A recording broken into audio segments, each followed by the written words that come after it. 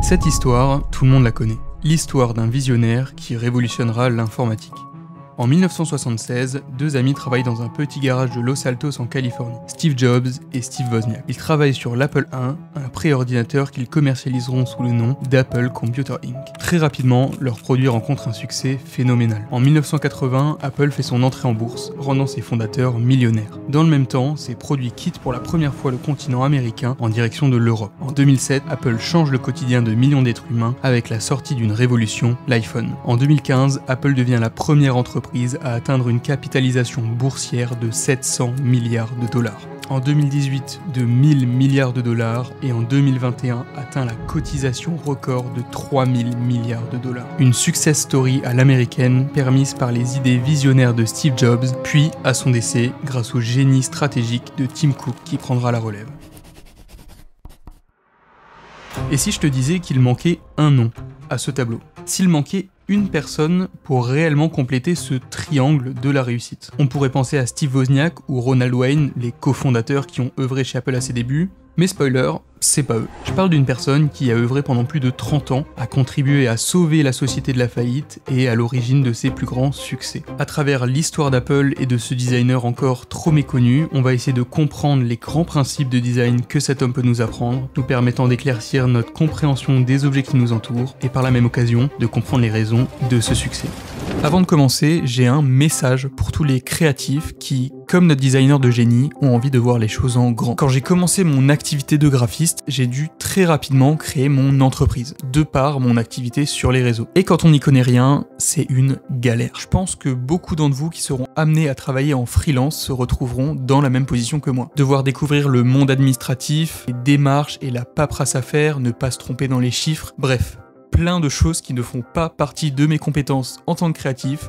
Moi, j'ai juste envie de créer. Et le partenaire de cette vidéo propose justement une solution à tous ces problèmes, Blank. Blank, c'est un compte professionnel pour les freelances qui facilite les démarches administratives et financières de leur activité. Son objectif, c'est de faciliter toutes ces démarches compliquées que je viens de te citer, en proposant un accompagnement au quotidien. Il permet de créer des devis et factures 100% personnalisables, de faire ses déclarations de revenus à l'URSSAF de manière automatisée, et même si tu n'as pas encore ton entreprise, tu peux la créer avec Blank. Ils permettent même d'agréger tes autres comptes bancaires afin de gérer toute ta comptabilité au même endroit. Si t'es pas familier avec cet univers, ils proposent gratuitement un guide de la micro-entreprise sur leur site dont je te mettrai le lien en description. Et si t'es intéressé, tu peux bénéficier de 50 € offerts en bienvenue si tu crées ton compte pro Blank en passant par le lien en description. C'est des 6 € par mois avec un mois gratuit et sans engagement. Merci à Blank de sponsoriser cette vidéo. Avant de plonger dans le vif du sujet, je pense qu'il serait intéressant que tu prennes le temps de prendre un objet autour de toi. Un casque, une souris, des écouteurs. Et si tu le regardes attentivement, tu te rendras compte que chaque élément, chaque détail a une fonction. Si l'objet est bien fait en tout cas.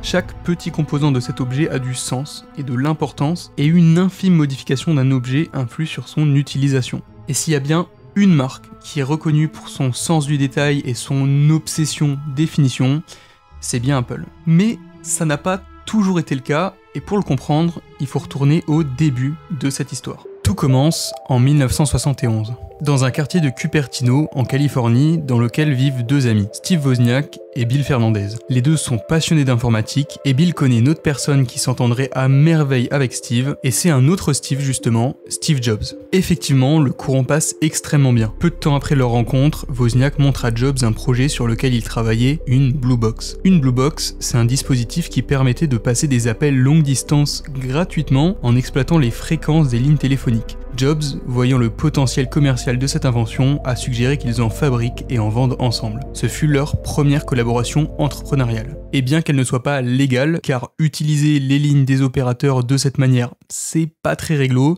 c'était déjà un début.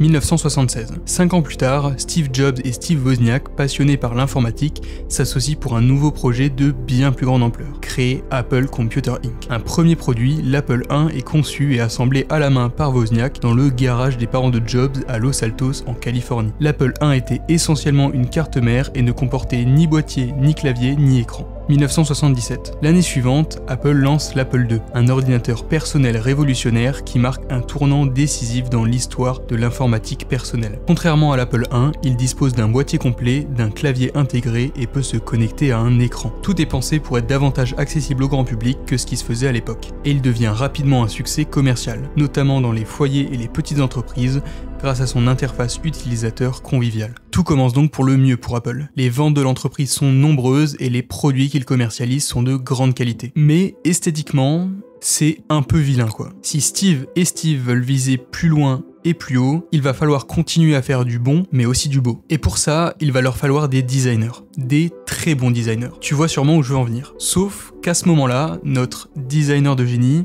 il est encore en train de faire des études. Retour en 1967. On change de continent pour se rendre en Angleterre, dans la banlieue londonienne, dans la petite ville de Chingford plus précisément, où on fait la rencontre de Jonathan Paul Ive. Au cas où ce serait pas clair, c'est lui, notre petit génie. Jonathan, ou Johnny pour les intimes, dès son plus jeune âge, questionne beaucoup le monde qui l'entoure. Comme tous les enfants me direz-vous, mais Jonathan lui se questionne vraiment sur la forme et la fonction de chaque objet et il a un avantage considérable, il est le fils de Mike Ive. Mike Ive, c'est un orfèvre et enseignant reconnu en design et qui a grandement contribué à répandre la discipline dans les écoles britanniques, donc ce n'est pas n'importe qui. Donc quand Johnny a une question classique d'enfant du genre « Pourquoi cette chaise a cette forme ?», le père de Johnny est on ne peut mieux placé pour lui répondre de manière constructive. Et c'est pour cette raison que Johnny s'est très jeune développé un intérêt pour la création et le design d'objets, son choix de parcours était gravé dans le marbre. Il intégrera pour ses études l'université de Northumbrie, et si ce nom ne parle pas, c'est ni plus ni moins à l'époque que la plus importante école de design industriel au monde, rien que ça. Durant ses études, Johnny réalisera plusieurs stages et il aura l'opportunité d'être repéré par RGW ou Robert Weaver Group, une importante agence de design.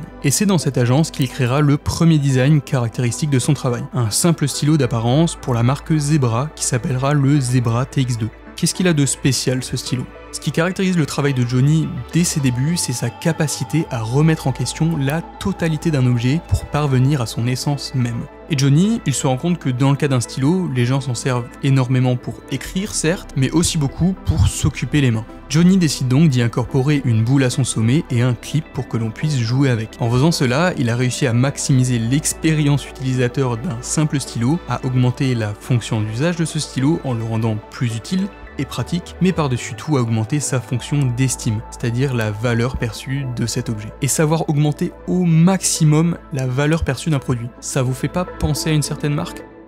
En 1982, pendant que Johnny fait encore ses stages d'étudiant, Apple, ça fait maintenant déjà 6 ans que l'entreprise existe. Et à ce moment, malgré que la marque n'en soit qu'à ses débuts, Steve Jobs, en bon visionnaire, avait déjà compris que le design des produits et des interfaces utilisateurs serait décisif dans le développement de l'ordinateur personnel. À présent, ça nous paraît complètement évident, mais à l'époque, faut savoir qu'il était le seul à penser ainsi. Et on lui retient d'ailleurs cette citation marquante. Je veux que les designs d'Apple ne soient pas seulement les meilleurs de l'industrie informatique, mais les meilleurs du monde. Et Jobs, il est frustré. Son entreprise produit du matériel informatique de haute qualité, mais la fonction prime encore à ce moment-là énormément sur l'esthétique et c'est très loin de ses attentes. La société fonctionnant à l'époque en secteur distinct, il n'y a aucune cohérence entre les différents produits, ni aucune synergie possible entre les projets. Malgré l'ambition de Jobs, le design n'occupe pas alors une position importante dans l'organisation. Il est donc primordial de mettre en place une stratégie concrète, et c'est comme ça que naît le projet Snow White. Le projet Snow White, qui signifie Projet Blanche-Neige en français, divise la gamme Apple en 11 catégories, portant chacune le nom d'un des 7 nains. J'avoue que j'ai pas compris le lien, mais ça a le mérite d'être original. Ce projet se déroulera sous la forme d'un concours dans lequel 3 équipes seront mises en compétition, et à l'issue duquel plus de 40 maquettes de produits seront créées.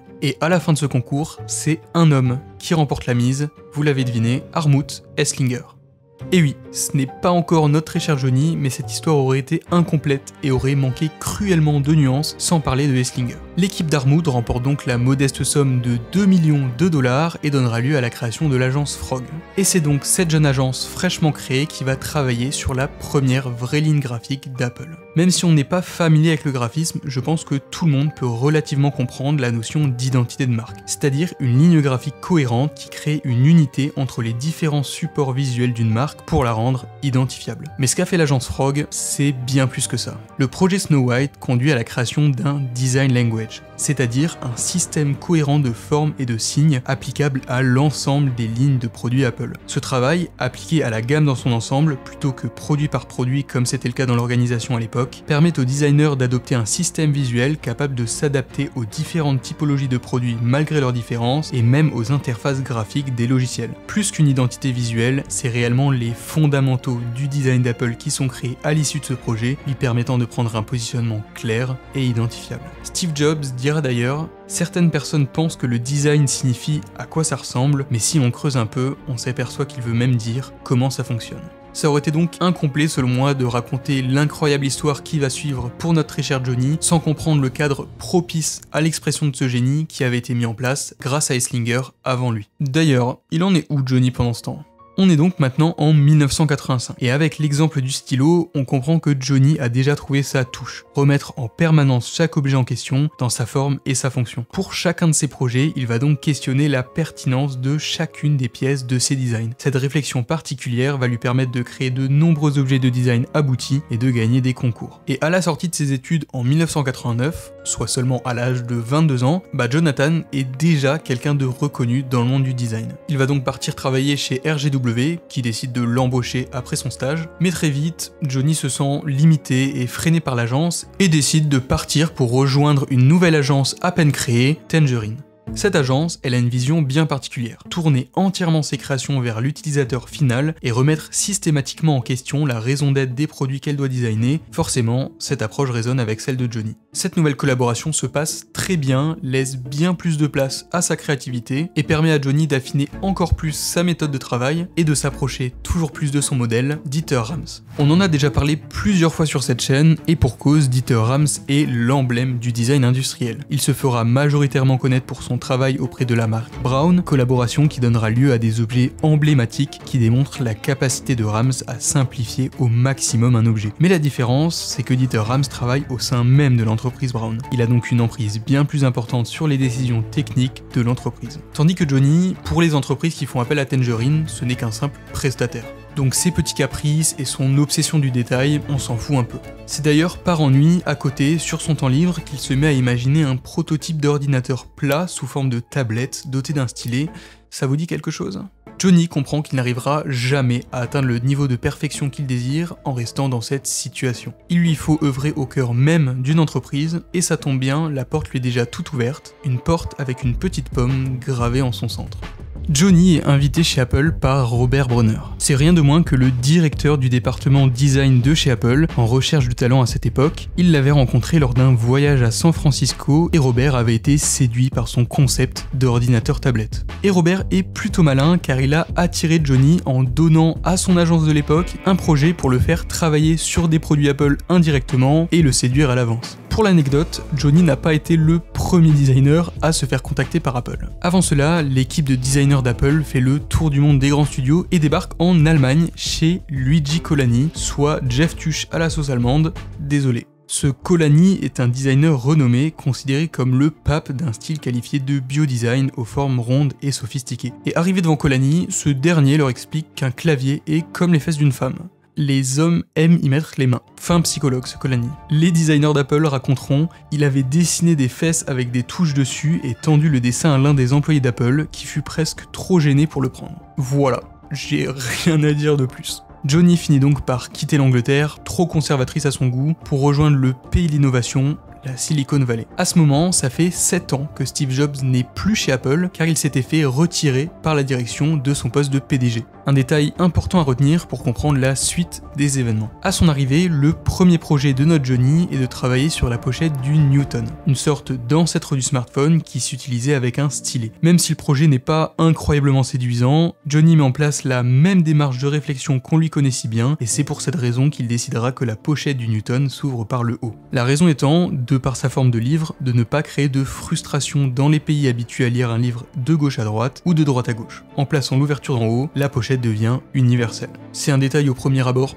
insignifiant, mais une première preuve de son implication et de son sérieux qui lui font gagner la confiance des équipes d'Apple. On lui confie donc des projets plus importants au fur et à mesure, d'abord le Newton 2, un échec marketing malheureusement, puis le Macintosh 20th Anniversary, son premier vrai gros projet. Tout se passe bien, la créativité de Johnny peut enfin correctement s'exprimer, mais malheureusement, la situation va pas durer. Plus le temps passe et plus les designers qui ont envie de créer des beaux produits et de challenger les conventions se sentent écrasés par les ingénieurs qui cherchent uniquement à minimiser les coûts de production et à augmenter les marges. C'est dans cette situation que Robert Bronner lui-même va quitter Apple pour aller travailler chez Beats, laissant sa place à Johnny qui va devenir directeur, mais la situation va pas s'améliorer pour autant.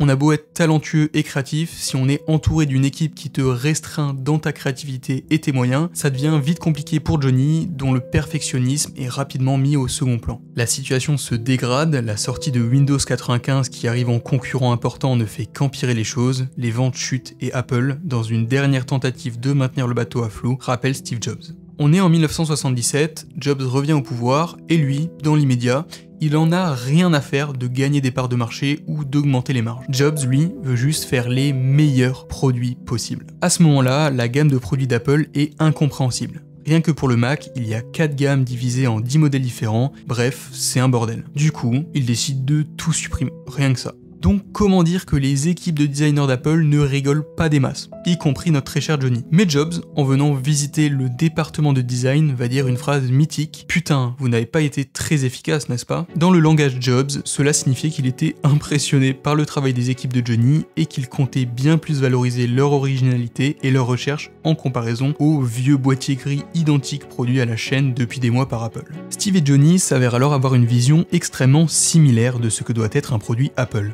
L'objectif n'est pas de faire des ordinateurs froids et cubiques comme il en existe déjà et uniquement dédiés à des tâches exécutives de bureautique. Leur objectif est de créer des produits que l'on utilise avec plaisir et qui sont favorables à la créativité. Un duo extrêmement marquant pour l'histoire d'Apple venait de naître et Jonathan Ive allait enfin pouvoir pleinement montrer de quoi il est capable. Ce renouveau de la gamme Apple va commencer par le iMac G3, sorti en 1998 et qui, même pour les personnes comme moi n'étant pas nées lors de sa sortie, marque les esprits. Pour sa création, l'équipe apporte un feu arrière de voiture, un vieux thermos transparent et des bouts de verre. L'aspect joyeux de l'iMac vient de là. L'idée était de prendre le contre-pied de ces vieux boîtiers gris produits jusqu'alors en proposant un ordinateur coloré aux formes arrondies inspiré des distributeurs de bonbons. Rien de mieux pour briser les a priori de l'époque sur l'informatique en lui donnant une apparence agréable. Et cet ordinateur sera un énorme succès. Ce modèle a largement contribué à relancer Apple à une période difficile pour l'entreprise, avec des ventes dépassant le million d'exemplaires dans les mois qui ont suivi. On parle de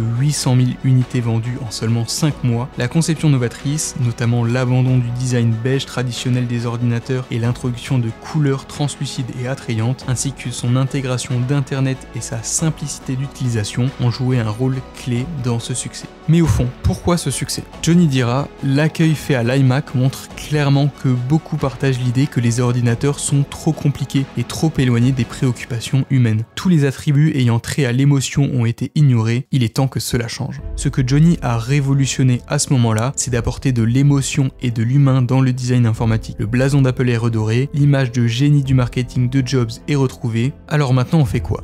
C'est à partir de ce moment-là que les choses sérieuses commencent et que le génie créatif de Johnny sera estimé à sa juste valeur. Jobs étant le premier à le reconnaître, c'est pour cette raison qu'il va donner une importance énorme au travail des équipes de Johnny, et pour la première fois dans l'histoire d'Apple, le design va passer avant les contraintes techniques. L'impact premier de ce changement, c'est l'arrivée des couleurs. Qu'elles engendrent des coûts supplémentaires, des complications de mise en œuvre ou de fournisseurs, peu importe. Selon Johnny, un ordinateur personnel se doit d'avoir des couleurs personnelles, donc il en sera ainsi. Le second exemple de cette liberté créative pour les équipes de Johnny, c'est la sortie de l'iBook en 1999, un ordinateur portable au design étrangement ressemblant à un coquillage, une coquille translucide, compliquée à fabriquer, fragile qui plus est, mais peu importe, ces designs qui sortent des sentiers battus permettent de mettre en avant Apple et de distinguer la marque des concurrents. Les succès s'enchaînent avec l'arrivée du Power Mac G3, encore une fois coloré, translucide et entièrement fait de courbes, et on est d'accord, son apparence est un peu datée par rapport au code actuel. Mais personnellement, je pense qu'avec un bon choix de métal et en retirant ses couleurs, je trouve personnellement que sa forme a vraiment très bien vieilli. S'ensuit encore le Power Mac G4 Cube, une énième folie créative et encore une fois un coup de cœur selon moi. Johnny s'éclate, c'est tout ce dont il avait rêvé jusqu'alors. Apple est redevenu une entreprise prospère, une dynamique de croissance qui stimule toujours plus la créativité de Hive, il ne reste plus qu'à innover. Jusque-là, les productions d'Hive et ses équipes sont un succès, mais se cantonnent encore à la sphère informatique. Il était temps de viser encore plus large avec la sortie d'un icône de l'époque, l'iPod. 2001, l'iPod. Son design simple avec seulement 5 boutons et une molette de défilement va l'aider à écraser le marché. Sa couleur blanche prenant le contre-pied du noir des Walkman de chez Sony, et cet iPod va être un succès tel qu'il était l'équivalent de nos smartphones actuels, jusqu'à l'apparition des smartphones justement qui vont rendre ce type de produit obsolète. C'est en tout cas la fin de l'époque couleur chez Apple, on reste alors sur des designs intuitifs et accueillants, mais c'est désormais la sobriété qui va dicter les produits suivants. 2007, l'iPhone. Apple vise ensuite toujours plus loin, il est désormais temps de s'attaquer au secteur extrêmement concurrentiel de la téléphonie. Et pour ce nouveau projet, la démarche est toujours la même. Comprendre les éléments qui créent une frontière avec l'humain, améliorer l'intuitivité, et quand l'on regarde les portables de l'époque, la réponse semble évidente pour Johnny. Il faut donner plus de place à l'écran. Quoi de plus intuitif que d'interagir en temps réel du bout du doigt? L'iPhone a influencé l'ensemble du secteur. Steve Jobs déclarait vouloir réinventer le téléphone. L'idée, à travers cet écran, était de réduire au minimum les bords, qu'ils soient oubliés par l'utilisateur, et donc réduire au minimum la frontière entre l'utilisateur et l'interface. Et je trouve d'ailleurs complètement fou de se dire que ce téléphone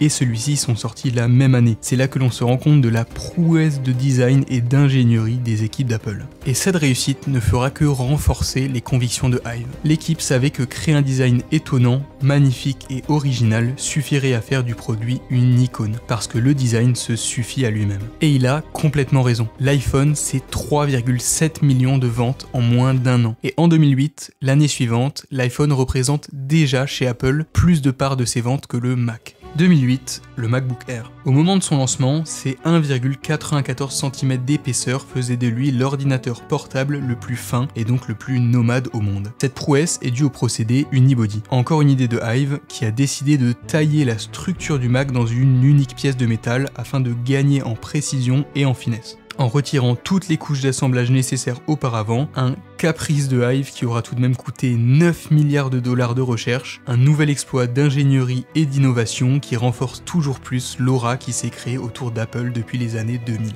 Johnny a enfin atteint le niveau de précision qu'il souhaitait. Il a su élever la conception matérielle de ses produits à la perfection. Il lui restait donc plus que la partie logicielle. 2013, iOS 7. Jusqu'en 2013, l'interface Apple était restée à iOS 6, un design interface qui commençait à frôler le désuet avec des détails à foison. Ces détails avaient pour but, dans la continuité des premiers produits d'Apple, de rendre l'utilisation de l'informatique plus intuitive en créant des parallèles avec la réalité. Des parallèles qui se ressentent clairement avec le dictaphone ou la boussole par exemple. Mais les consommateurs ayant évolué et étant plus familiers avec ces outils numériques, ce parallèle n'avait plus vraiment lieu d'être. Il était temps de lui donner un coup de fraîcheur avec iOS 7. Cette nouvelle interface a été conçue pour se rapprocher du design épuré des produits de la marque, c'était le moyen pour Johnny de finaliser son œuvre dans les produits Apple.